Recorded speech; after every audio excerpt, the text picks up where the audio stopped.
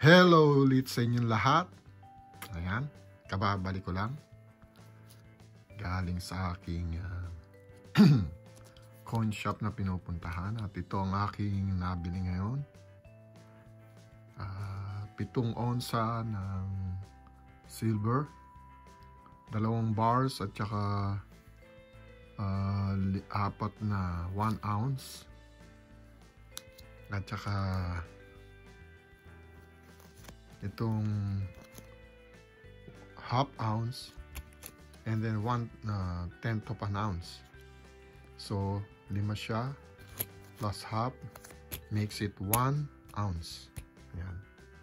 So total 7 ounces ng silver ngayon. Araw na ito ang aking pick up. Saan natin dito? Ito ay isang vintage round, silver round. Tingnan nyo ba? 999 fine silver. That's from American Argent Mint. Bihira ko na makita itong klase ng silver round na ganito. Tapos meron pa siyang toning, which is I like. Ayan, basta may mga toning na ganyan, pinipick up ko lagi yan. Kasi nadadagdagan yung yung ganda nung silver para sa akin. Pero okay din yung makintab, walang toning or tarnish. Pero yung mga vintage silver bars and rounds talagang kakaroon niya ng tarnish o tinatawag na toning. Yan.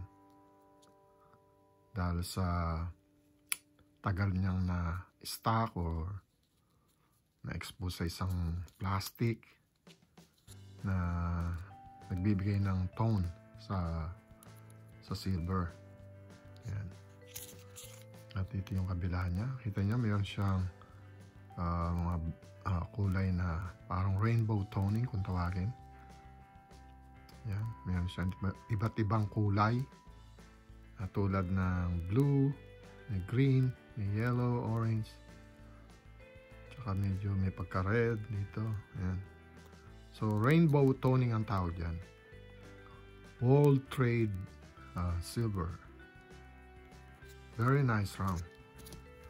Sunod ay ang ibig sabihin ng FM is First Majestic. Yan, nasa itaas. Okay, First Majestic Silver Corp 2012. Ito yung tinatawag na yung design niya is Mayan, yung parang sa Mexico, yung Aztec. Yan, kita niyo. Ito ay very collectible na silver round. Kung titignan nyo ito, hindi basta available to sa online like eBay. Bihira lang siya doon. Pero minsan maraming nagpo-post na nagbebenta, nagkakasabay-sabay. Minsan wala. Kasi hindi na siya ginagawa. Hindi ko na uli nakakita ito ngayon yung mga bago nito. Yung mga ganyan, 2012 o 2013, yan mga nakikita ko. Katulad din ito, pareho sila. 2012. So, sumunod, another vintage round, 1985. World Trade. Agila. Siya ay One World Trade Unit. 1 troy ounce silver. Okay, 999 fine. Not bad. Okay. Ito naman ay ang vintage na national silver bar. Yan, meron siyang serial number 003792. National Refiners Assayers, 1 ounce Troy silver 999 fine. Kita nyo meron din siyang toning o tarnish dahil sa tagal niya, 1985. Vintage na ito, ewan ko kung anong year to. Sa likod meron. Wala. Blank lang yung likod niya. Wala nakasulat.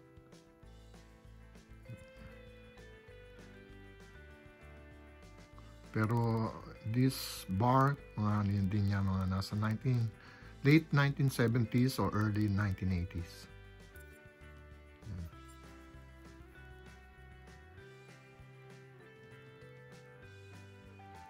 Okay. Sumunod ay ito yung tinatawag na 60th anniversary ng Labor Day sa US, 1913 to 1973.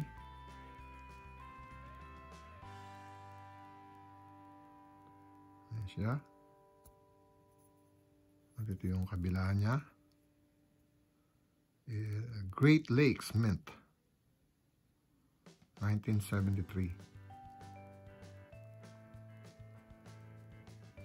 1 troy ounce, 999 fine silver.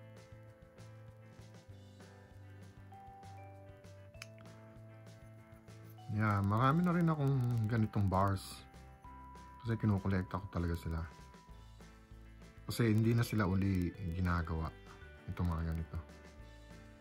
Bihira na lang. And then, tulad na sabi ko, ito yung half ounce na silver. Ayan. Yung design niya, Walking Liberty na silver, yung dating coins. Yeah.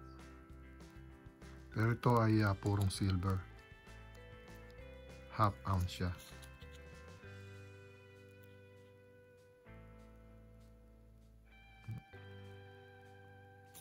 So, Megawa is Money Metals Exchange.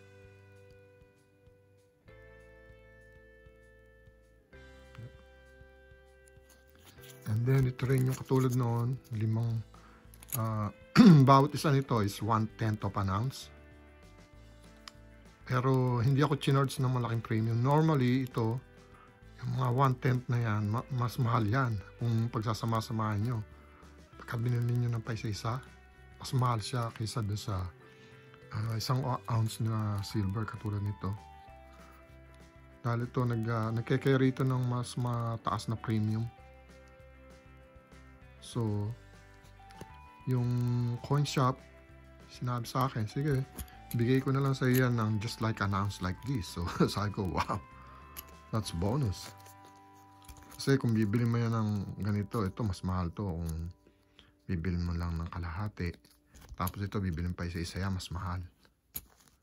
Kung makikita nyo sa eBay, checkin nyo, mas mahal ang premium nito. Buti binigay sa akin dahil 1 ounce siya, 1/10 of an ounce, so makes it half ounce plus another half, with totaling 1 ounce of silver. Tapos tinards pa ako the same price as this one. Binis nila yan sa generic rounds, which is lower premium than recognized one. Ang recognized round or bars, yun yung mga bullion na tinatawag, yung mga ginawa ng government issued coins o bullion. Yun ang recognized. Ito, mga private companies ang gumawa, so ang tawag dyan is generic rounds and bars. Pero ito, kinukonsider itong vintage at very collectible kasi yung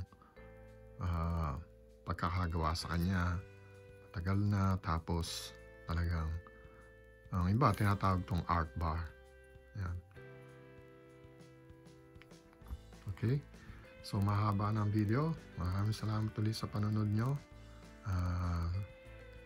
Happy New Year sa inyong lahat dyan sa Pilipinas. At I'll see you guys again. Thank you for supporting my channel. And okay, hopefully itong volume ko medyo malakas na. Kasi yung mga ibang videos ko, I'm taking this opportunity na mag-apologize dahil hindi ko alam yung setup ng phone ko. Yung phone kasi yung ginagamit ko, yung volume niya nasa very low. Yung volume setting. So ngayon na alam ko na kaya pala mahina. Marami nagsasabi mahina raw masyado yung boses ko. Dahil pala doon. Kaya ngayon ko lang nakita. Kasi normally pagka nagtatrabaho ko, nilalagay ko talaga sa low volume yung ringer. Kasi bawal sa amin yung nagtatrabaho tapos dala-dala mo yung phone mo tapos magre-ring. So, di ba? Kaya lagi ko nilalagay sa low setting na yung volume niya. Anyways, thank you. Sana malakas na itong volume nito. Kaya, muli, hanggang sa susunod, thank you for stopping by and Happy New Year again sa inyo lahat yan. Bye!